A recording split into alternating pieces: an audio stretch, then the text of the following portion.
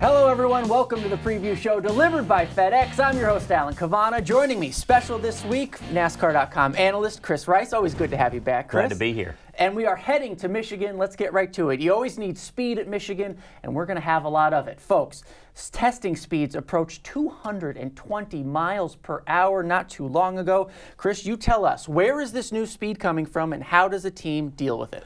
Well, you know, we have seen it this year. They've been setting new track records everywhere they go. NASCAR has done a wonderful job at making races a lot better than they have been in past years. And I give the credit to the new low ride height rule. As you can see, when they get in turn one here at Michigan, they are really carrying a bunch of speed. And the reason they're going to carry more speed this year, Alan, is because when the new low ride height rule is, they leave pit road and the car is already low. They're only moving a half an inch. So when you move a half an inch, you're already down. We move 2-3 inches into Nationwide. They don't have to do that. So the car never comes up, and that's what carries the speed down the front straightaway, down the back straightaway, and the turns are so wide at Michigan that they can stay pretty much flat out. So that's why you're going to see so much more speed here at Michigan. A lot of speed, and a driver who's been fast lately, Dale Earnhardt Jr., who's looking to make it 2 wins in a row after his win last weekend in Pocono. But for all the Hendrick success this year, including the engine department, it's been Michigan that has given this team a lot of trouble. Chris, listen to this stat.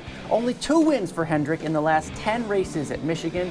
No Jimmy Johnson wins, no Jeff Gordon wins, no Casey Kane wins. It's hard to believe Hendrick has any kryptonite, but Michigan may be it. So you tell me, what do you have to do to be successful at Michigan? Fuel mileage. And I think when you see them stats, that don't show how good they ran there. That does show that they didn't finish good or they did not win the race. But you look at the 88 a couple of years ago, he won the race on fuel mileage. Steve Letarte and them worked the fuel mileage and ended up winning it. I think that when they go to Detroit, Michigan, everybody's trying to do everything they can do to win that race in the backyard of the big manufacturers, you know.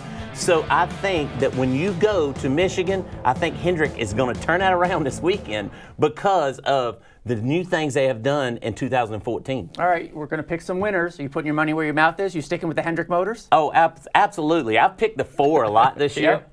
I'm going to pick them again this weekend. And I know Rodney Childress and Kevin Harvick and all them guys are ready to knock that monkey off their back because they've had some bad luck. But, you know, they make speed everywhere they go. They have made speed from Darlington to California, all the way up. Everywhere they go, Charlotte, they were fast. I mean, they would have won that race. You know, even the All-Star race, they would have won. But let me tell you, I'm going to pick the 4 because they are knocking the monkey off their back this week, and they're going to be really fast when they go to Michigan. I picked Harvick last week. He bit me again. I'm not going to do it. I'm going with Joey Logano in the Penske Ford because it's really been Hendrick or Penske all year. So I'm going with Penske for this one. They showed a lot of speed at Pocono last week. Brad Keselowski probably should have won that race. Joey Logano won the last race at Michigan. So I'm going with him because I'm not going to pick the Hendrick Motorsports cars for all those stats. I'm not going with him yet until I see him win. So Kevin Harvick, Joey Logano. I'll keep them, so yeah, you're okay. fine. Stay away from them. All right, we're going to close out the show with this week's social poll. 4 drivers have 2 wins on the season. So who's going to be the next driver to get that second win?